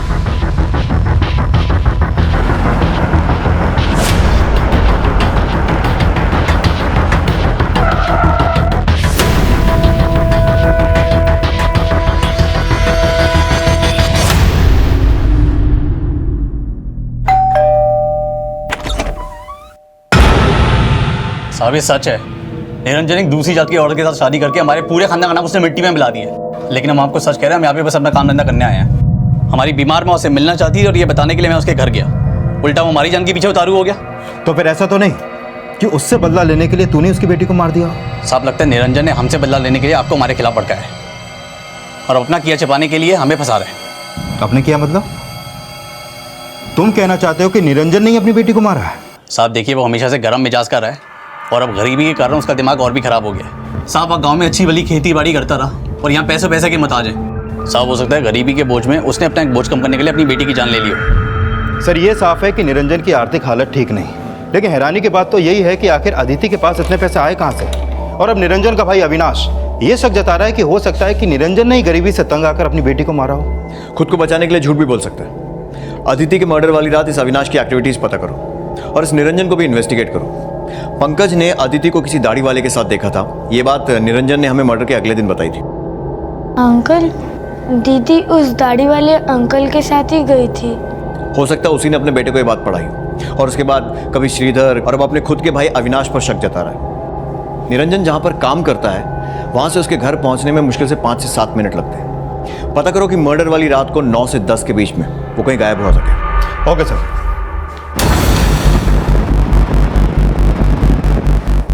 सर मैं तो रोज़ रात को 8 बजे दुकान से निकल जाता हूँ और मेरे बाद रात 11 बजे तक निरंजन अकेला इस दुकान को संभालता है। सर उसके अलावा यहाँ पर और कोई वर्कर भी नहीं है, इसलिए वो तो दुकान को छोड़ के जा नहीं सकता। मतलब आप साफ कर रहे हैं कि निरंजन का अपने बेटे के मर्डर में कोई हाथ नहीं है? सर मैं मानता हूँ कि उसे पैसों की तंगी थी, इसी वजह से वो मेरा भाड़ा भी नहीं दे पा रहा था और इसलिए मैंने उसको यहाँ पर नौकरी दी और उसका भाड़ा माफ़ कर दिया। निरंजन के बेटे का कहना है कि अदिति को मारने वाला कोई दाढ़ी वाला था और दाढ़ी तो आपने भी रखी हुई है। नहीं सर ऐसा कुछ भी नहीं है, उस रात दुकान के बाद मैं तो शाहदरा चला गया था। सर एक बात पता चली, ये माला और श्रीधर का किसी तांत्रिक से काफ़ी मिलना जुलना है। तांत्रिक? जी सर, उनकी शादी को 8 साल हो गए हैं लेकिन उनके घर पे कोई बच्चा नहीं है। सर कहीं ऐसा तो नहीं कि अदिति का मर्डर किसी बली वली के चक्कर में किया गया हो? ये देखिए सर, ये उस तांत्रिक की फोटो है। हाँ साहब, हम उस बाबा से मिलते थे अपने गोद भरने के उपाय जानने के लिए, लेकिन साहब उस बाबा ने हमें कभी भी बली वली का उपाय नहीं बताया। सिर्फ बलि का उपाय नहीं, अदिति के मर्डर वाली रात को वो खुद बलि देने आया था वहाँ पर, इसीलिए मर्डर वाली रात को तुमने उसे फ़ोन लगाया था। तुम वहाँ नहीं थी और श्रीधर भी वहाँ से निकल गया था। नहीं साहब, ऐसी कोई बात नहीं है साहब, वो बाबा तो बली वली में विश्वास ही नहीं रखते और साहब निरंजन हमसे ज़्यादा उनमें श्रद्धा रखता है। निरंजन? जी साहब, उस निरंजन ने ही तो मिलवाया था हमें बाबा से। सर हमने ही श्रीधर और माला को उस तांत्रिक बाबा से मिलाया था, लेकिन उसके कुछ समय बाद हमने उस तांत्रिक बाबा के यहाँ जाना छोड़ दिया था। लेकिन तुम उससे मिलते क्यों थे? सर हमें कुछ अच्छा काम नहीं मिल रहा था, घर का खर्चा बड़ी मुश्किल से चल रहा था, तो हमने सोचा कि शायद बाबा के उपाय से कुछ चमत्कार हो जाए, हम दिल्ली में अपना घर खरीद सकें। लेकिन सर कुछ समय के बाद हमको लगने लगा कि वो तांत्रिक बाबा हमको छल रहा है। छल रहा है या फिर कोई तंत्र मंत्र का उपाय बता दिया था उसने और तुझे भी लालच आ गया कि एक रात में करोड़पति हो जाएगा? सर आप कहना क्या चाह रहे हैं? वही जो तू समझ रहा है। कहीं ऐसा तो नहीं है ना कि अदिति का खून किसी तंत्र मंत्र के चक्कर में हुआ और तूने ही अपनी बेटी? सर, अगर उसने हमारी बेटी की बलि के उपाय के बारे में कहा होता हम उसको वहीं काट डालते। अच्छा, और अदिति का गला किसने काटा? उस तांत्रिक ने या फिर तंत्र मंत्र का उपाय बताता था ना वो? तू ये बता कि उसने किसको उपाय बताया, तुझे या फिर श्रीधर और उसकी बीवी को? आर्थिक तंगी से जूझता निरंजन जल्द से जल्द अमीर बनने की मृत तृष्णा में अपनी कमाई का एक बड़ा हिस्सा एक तांत्रिक की दक्षिणा में खर्च कर रहा था। वो सोच रहा था कि वो तांत्रिक उसकी जिंदगी में एक ऐसा चमत्कार कर देगा जिसके बाद वो रातों रात अमीर बन जाएगा और दिल्ली जैसे शहर में उसका अपना घर होगा। लेकिन सच्चाई ये थी कि अपने परिवार की बुनियादी जरूरतों को पूरा करने के लिए उसे 16-16 घंटे काम करना पड़ रहा था। पर क्या कोई बाप अपनी गरीबी के बोझ को कम करने के लिए अपनी ही बेटी को मारेगा, या फिर जल्द से जल्द अमीर बनने का कोई झूठा भ्रम उसे ऐसा करने के लिए ललचा देगा? अदिति के मर्डर में जितनी निरंजन की भूमिका शक के घेरे में थी, उतना ही शक श्रीधर और माला पर भी किया जा रहा था और यह जानने की कोशिश भी की जा रही थी कि कहीं उस तांत्रिक के छलावे में आकर उन्होंने अदिति का मर्डर तो नहीं किया था। और इस राज को जानने के लिए अब उस तांत्रिक की भूमिका को भी टटोला जा रहा था। कैसी बात कर रहे हैं आप? हम किसी को बलि का उपाय नहीं बताते। लेकिन मुझे लगता है कि तूने बताया है, या तो श्रीधर या उसकी बीवी को, या फिर अदिति के बाप निरंजन को। खैर सच क्या है वो तो हम उगलवा ही लेंगे। नवीन लेके चलो इसको। ऐसे कैसे आप किसी को ले जा सकते हैं? देखिए हमारी बात सुनिए, क्या कर रहे हैं आप लोग? देखिए तांत्रिक बाबा के साथ साथ माला, श्रीधर, निरंजन सबको टटोला जा रहा था और अब अदिति के भाई से भी उस तांत्रिक की पहचान करवाई जा रही थी, लेकिन कुछ भी साफ नहीं हो पा रहा था। निरंजन के भाई अविनाश, पड़ोसी सिकंदर, बाजवा सबको इन्वेस्टिगेट किया जा रहा था। और अब एक बार फिर से पुलिस ने इस पूरे केस को रिविजिट किया।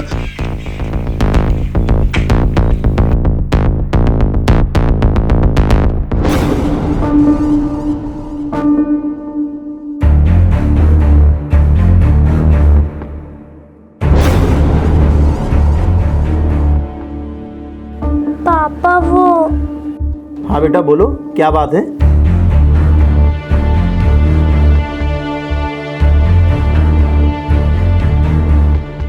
क्या बात है बेटा, कुछ कहना चाहते हो हमसे? बोलो। उस दिन अदिति के पास 600-700 रुपए थे। आइसक्रीम वाले ने भी उसके पास पैसे देखे थे और उसके स्कूल से भी ये बात कंफर्म हुई है। और उसके एक दिन पहले भी उसके पास 100 के नोट मिले।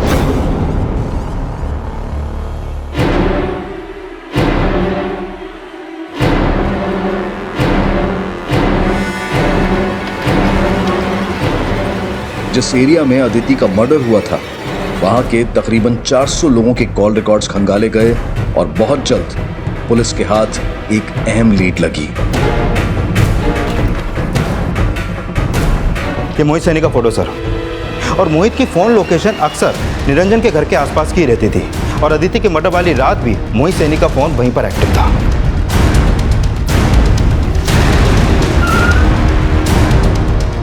सर मैंने क्या किया सर? सर मैंने क्या किया सर?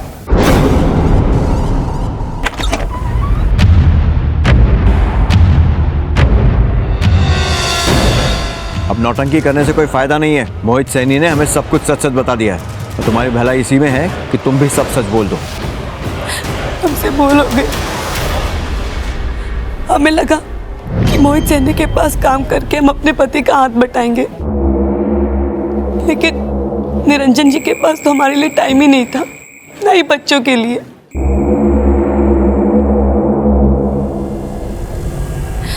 मोहित के यहाँ काम करके हमें पता ही नहीं चला कि कब हम दोनों एक दूसरे के इतने करीब आ गए। फिर एक दिन निरंजन जी हमसे बोले, बच्चों को तुम्हारी ज़रूरत है। हम इतने काबिल हैं कि अपनी कमाई से हम अपने बीवी बच्चों को पाल सकते हैं। तुम ये काम छोड़ दो बस। हमने काम छोड़ दिया था, लेकिन मोहित और मेरी फ़ोन पे बात होती थी। जब बच्चे स्कूल जाते थे तो कभी कभी मोहित घर पे भी आता था। अदिति अपने पापा को कुछ ना बताए, इसीलिए हमने मोहित से पैसे लेके उसको दिए थे। तब तो चुप हो गई थी, लेकिन हमें लग रहा था कि कहीं वो अपने पापा को सब कुछ बता ना दे। अरे इसका परीक्षा आ रहा है ना, इसीलिए परेशान हो रही है। हमें लगा कि अगर निरंजन को सच पता चलेगा तो उनका गुस्सा इतना खराब है वो हमें जान से ही मार देंगे। हमारे पास दूसरा कोई चारा नहीं था। उस रात जब अदिति पंकज के साथ टीवी देखने गई,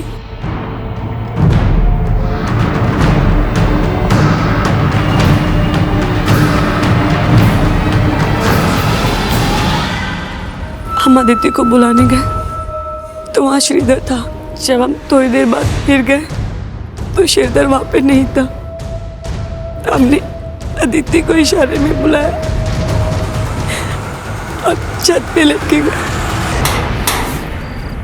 मेरे पास कोई दूसरा चारा नहीं बचा था। मैं अपने पति को छोड़ सकती थी और न ही मैं मोहित को छोड़ना चाहती थी। बेटा मम्मी से गलती होगी, मम्मी को माफ कर दे। पापा को कुछ मत बताना, ठीक है? नहीं मम्मी, हम पापा को सब कुछ बता देंगे। पापा ने बोला झूठ बोलना पाप है। बेटा मम्मी आपसे बहुत प्यार करती है। अगर तुम अदिति को श्रीधर के यहाँ से लेकर गई थी तो फिर पंकज ने ये क्यों कहा कि कि उसने किसी दाढ़ी वाले आदमी को देखा था? हमने बोला था उससे, हमने बोला था कि अगर वो ऐसा नहीं बोलेगा तो अदिति की तरह हम भी इसे छोड़ के चले जाएंगे। हमें लगा कि अगर वो ऐसा बोलेगा तो आप मान लोगे कि श्रीधर नहीं उसे अपना झूठ छुपाने के लिए अपनी बच्ची की जान ले ली। ऐसी मां हो तुम।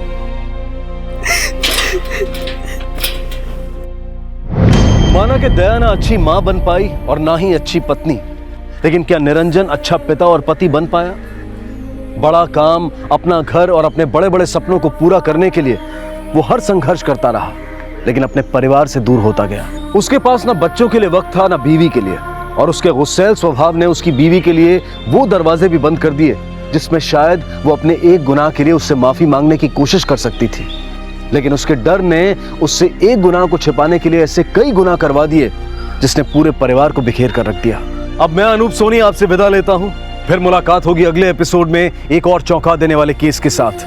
तब तक अपना और अपने परिवार का ख्याल रखें और देखते रहें क्राइम पेट्रोल सिटी क्राइम्स। सबक एक को, सीख हम सबको।